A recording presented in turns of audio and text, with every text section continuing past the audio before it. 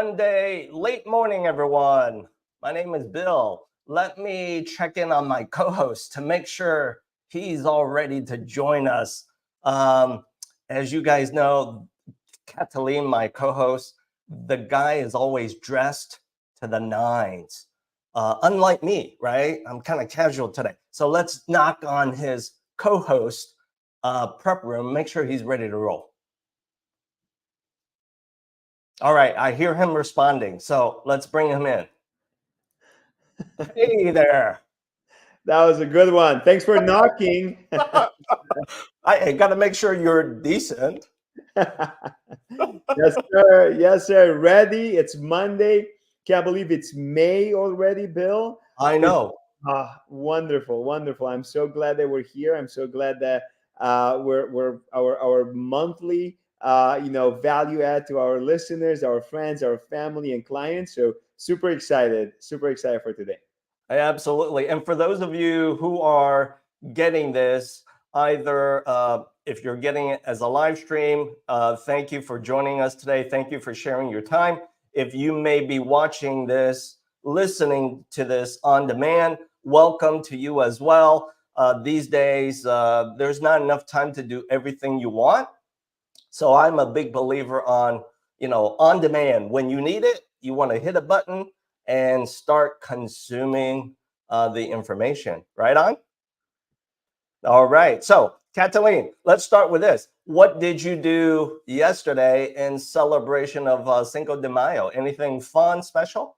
A lot, very, very special, very special. So Cinco de Mayo was, on the same day as the Orthodox Easter. Mm, So my mom cooked so much good Romanian food. wow. We stuffed our faces with some amazing, Romanian dishes, and we barbecued, and I drank a little too much, a little too much. If for Cinco de Mayo celebrate with tequila, Romanians we celebrated with some Romanian moonshine. So this morning, I gotta tell you, I had to start my morning with an Advil, but I feel great.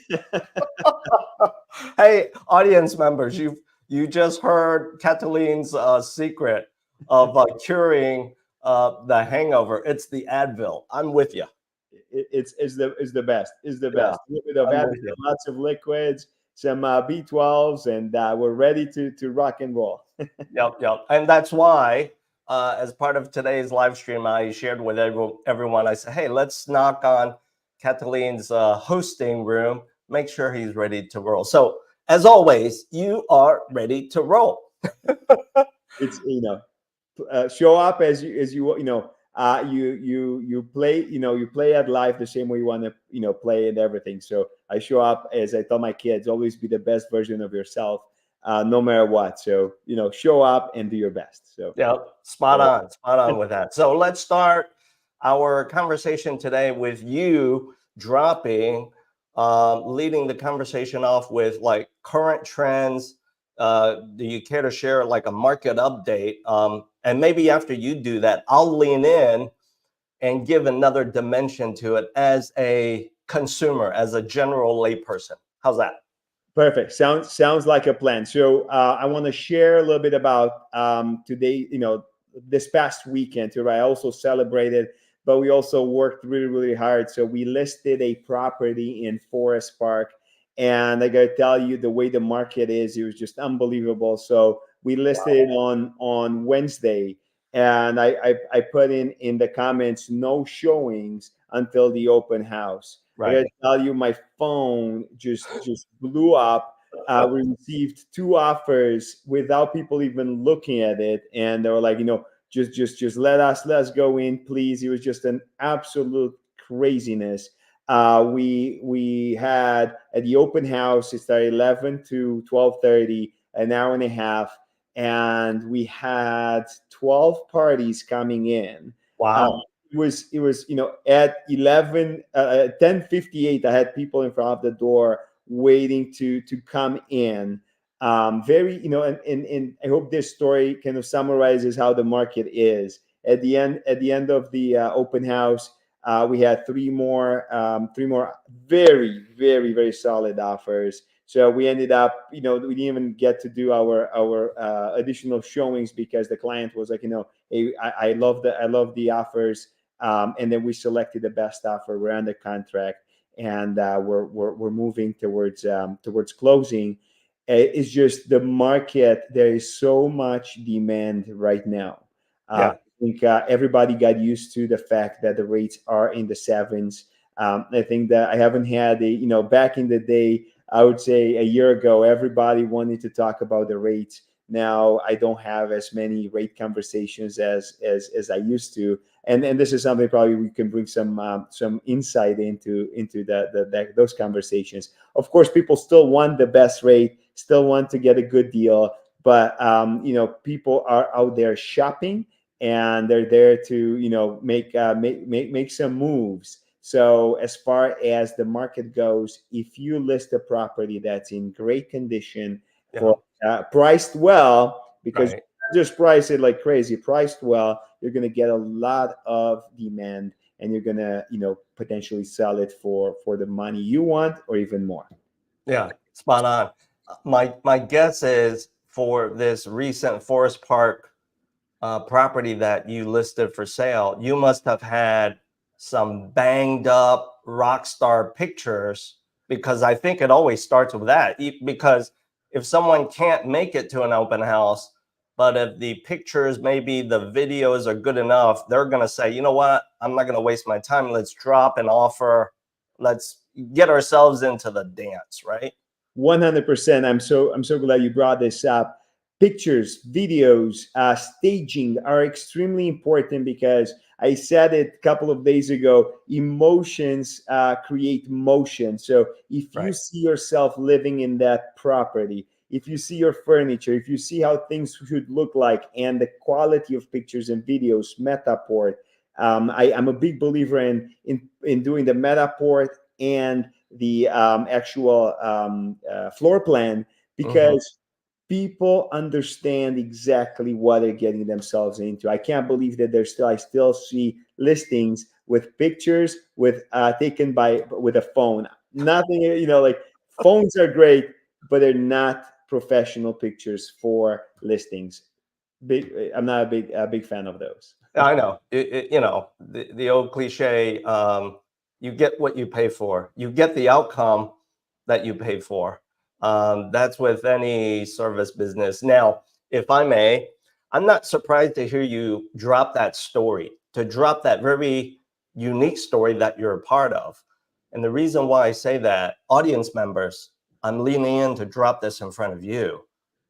As a layperson, Cataline, where I live, I see $1.5 million properties, $1.5 million properties go under contract within 6 hours. So I don't disagree with you. As a layperson, it's kind of like the market is defying gravity. Yes, Bill. It is. It is defying gravity. Is it going against all odds?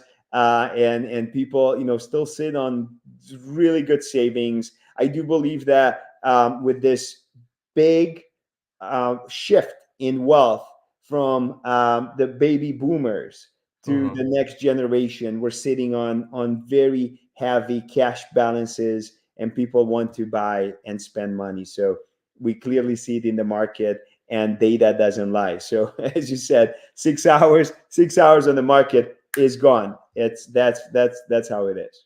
Yeah. So if I may, can I ask the question, with your Forest Park listing, the chosen buyer offer that you guys leaned toward, is it a cash buyer or is it a finance offer? So great question. We actually had, out of the 5 offers, 2 were cash. A lot of times it's wild, right? Cash offers tend to be under list price. So we went with a conventional lend with a buyer that's using conventional lending. I did my due diligence. I called the lender. I understood that, I made sure that they know what they're talking about, that they checked income, they checked credit, they verified employment and did their due diligence before we're even accepting. Based on all the due diligence that I've done, the buyer checked and looked like a very serious buyer. So we went with a lending client. But it's unbelievable how much cash people will have and put on the table. So I know. I am like you. I'm amazed as well. And audience members, we'll come back to I think what Catalin mentioned at the top of today's live stream about rates, cost of borrowing money. We'll come back to talk about that in a minute. But I will use this analogy. I share this with a lot of my clients, Catalin, and that is rates, the cost of borrowing money. It's kind of like the price of gas. When you need it, you just got to fill up.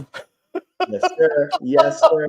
Just part of, at the end of the day, it's part of our life now. We need it. You need to borrow money. Those are the rates. That's It's part of our our normal, the norm, right? yes, I gotta be absolutely. honest, 3% interest rates, I don't think they're ever going to come in my lifetime. And if they do, then hey, we're going to borrow even more. Yeah. Then everybody's gonna say, "Hey, I need to leverage a little bit more, buy more real estate." Not altogether a bad thing for both you and I in the business that we're in. That's clearly defying gravity. So let's now shift the conversation to putting you on the spot, Yes. Catalin. Yep. Because for enough of the episodes that you've been co-hosting with me, which is clearly titled Flipping That House, putting you on the spot now. I Yes, sir. think I saw this on social. You kind of teased everyone that knows you. You're going to be a seller of some flips. Yes. Yes. Two flips. Two flips. Two are coming on the market soon. I'm hoping in the next 2 to 3 weeks. One is a multi-unit in Ukrainian Village. It's a Nice. beautiful 3 unit. So it's a beautiful building in the front with 2 units and a coach house in the back. I have just a couple of touches to wrap up. We're doing a little bit of landscaping now where we just I believe today we're painting the facade. And last week we finished the tuck pointing. We're painting the fence and all the outdoor stairs and Wow. patio. So it's going to look absolutely fabulous and ready for a house hacker or even an investor that's looking for a solid 6 cap, 7 cap in on the north side of Chicago in a prime neighborhood. And then I also have a 2-flat in South Shore. Okay. That's a gorgeous brick building on an oversized lot. We're wrapping up. Sorry, we're wrapping up the duplex down. So one of the units we're painting it, upgrading the kitchen, and fixing the floors right now. We're gonna finish up with painting the exterior a little bit and a lot of landscaping and a new fence. So we're putting quite a bit of money, but it's almost at the end of the project, which is always really, really nice. So both of these properties should come on the market, I would say, before the end of May. So Ooh. super, super, super excited. All right. Well, let's be very intentional. I'm not going to ask my next question. It's not fair, which is where are these properties specifically? No, we don't want to do that because for all of you audience members, with what you've just heard from Catalin, he's now selling his 2 flips, maybe one more. Listen to what he just dropped in front of you.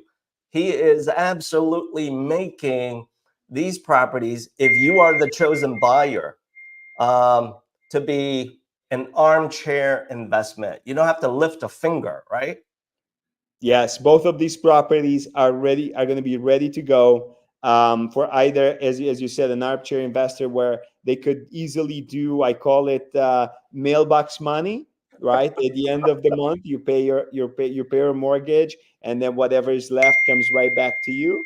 Right. Or you can actually live in one unit In the South Shore property, you almost live for free, or you can live in the Ukrainian Village property one and pay close to nothing to be in one of the hottest neighborhoods in Chicago. So lots of good potential. Lots of. I'm very excited, right? I'm very excited. I love both of these properties. They're absolutely phenomenal. So whoever's going to buy it, it's going to be a very, very happy homeowner. Let me ask this question. Why sell now, though, Kathleen? It ties back right into what we were just talking about. There is so much demand for Right. specifically for house hacking, right? So I would say the Bigger Pockets podcast a couple of years ago, they came in and they made a big deal on the house hacking piece of, like, hey, how can you own without being an investor, but also living in one unit and trying Mhm. to offset your expenses. Right. A lot of people, Instagram, social media, TikTok, everything, everybody's talking about the benefits of house hacking.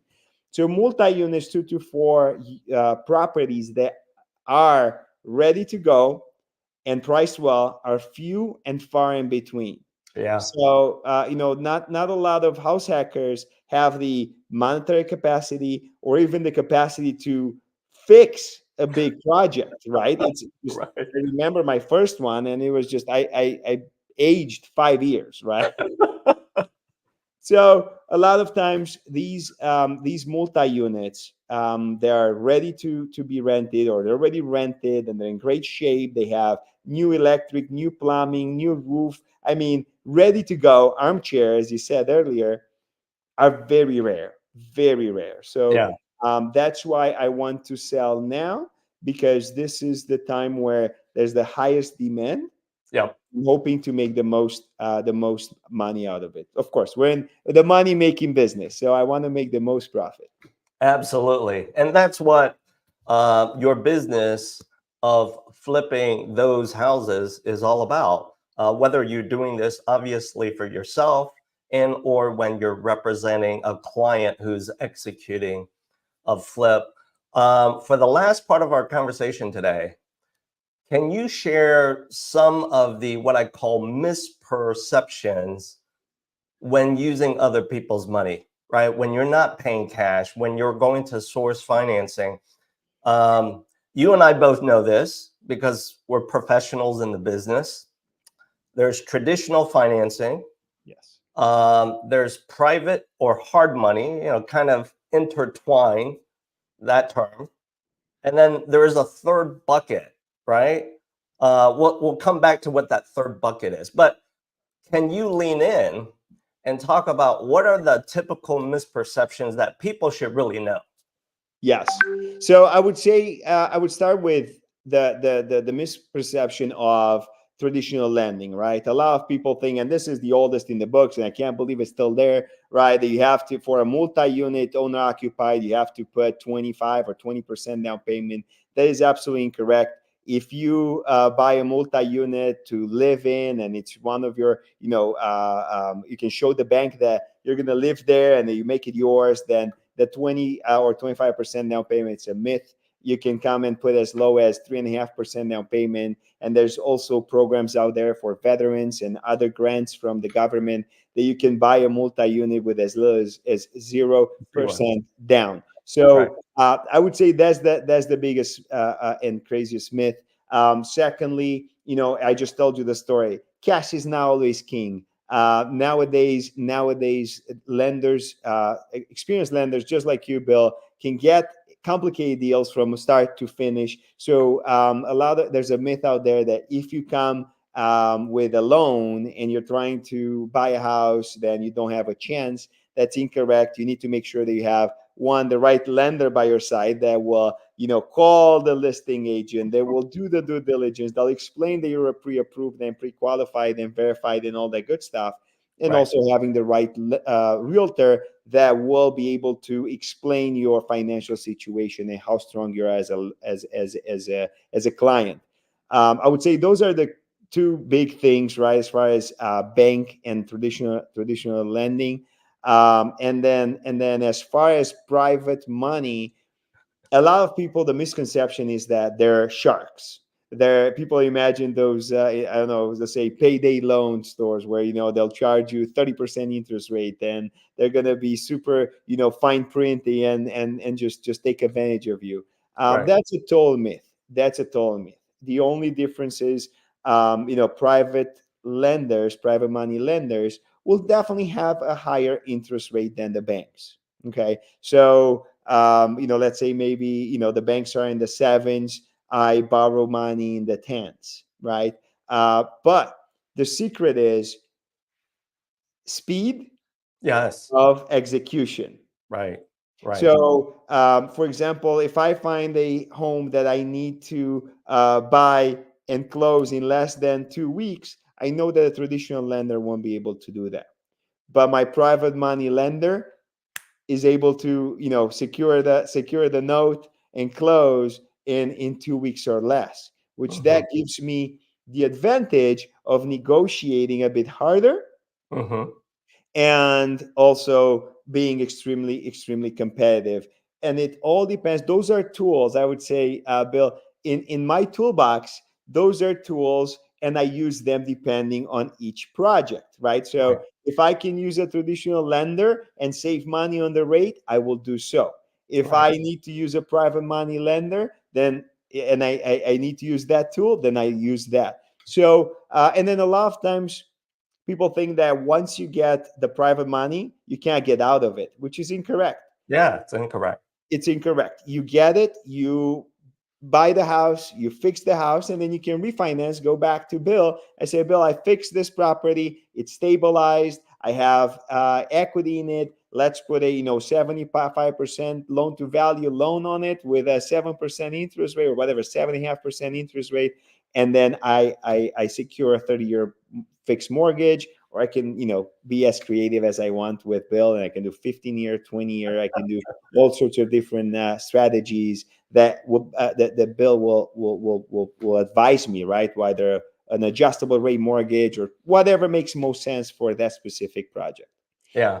And you touched upon one key thing that's so important. It really depends on the situation. So if you're going to own or occupy a multi-unit, yes, it might make sense to source traditional financing because that will obviously give you the best terms because on paper, in the eyes of the lender, it's the lower risk. However, if you're an investor or a professional flipper, like Catalin, it doesn't make sense always to source traditional financing because one, you're not going to own or occupy it. Second, as he touched upon, speed and execution is the name of his game to get to the outcome that he wants. So, as I now share this with you, Catalin, and all audience members, never judge your right financing solution just by the rate. It's the totality of what you need to get to the outcome that you want. Can I share with you now the third bucket? I kind of teased about it, which is another way to finance acquisition of real estate. As soon as I say these two words, you're going to say, oh, yeah, Bill, right on. Seller financing. Don't forget that. Yes. It's a big deal nowadays. Yeah, seller financing, and that's again. Do your research with that. Learn. Have a good attorney next to your side to draft the note. But Right. it's absolutely popular. I have friends that have done it, and I think it's an option. Yeah, it's always an option. And then one more, number three, part B, as I call it. Um, this also can be used as an asset to source money. If you've got investments, you've got liquid assets that are invested with an institution, don't be surprised if you start a conversation with that institution, they may actually say, hey, look, we'll use that cash asset, investable asset, as a way for you to borrow against it. But there may be some conditions that you need to read the fine print on. So always check the details. Rate alone never determines the right financing solution for you. It's the totality of what is important to help you get to the outcome that you want. And so, with that, as part of wrapping up today's conversation, we're going to check in with Catalin in the next episode as to his immediate success selling those 2 flips of his personal portfolio. And by the way, who knows, maybe by the time we drop this next episode, he may just lean in and say, oh yeah, I already closed that. I got money in my pocket. I'm on to the next one. Right, there you go. There you go. So for all of you watching, if you resonate with what Catalin just shared with you, if you see value in what we have shared with you today, and you're thinking, hey, I need to start a conversation with you, Catalin and Bill, all you have to do, real simple, scan the QR codes next to both of our lovely headshots. Yes. And we will together help you start a conversation and figure out how speed can be your execution to the outcome that you want and that you need. So, Catalin, that's it for today, buddy. Until I see you about 4 weeks out. Thank you. Have an amazing day, Bill. Everybody, be the best you can be and talk to you soon. Ciao. All right. Bye-bye.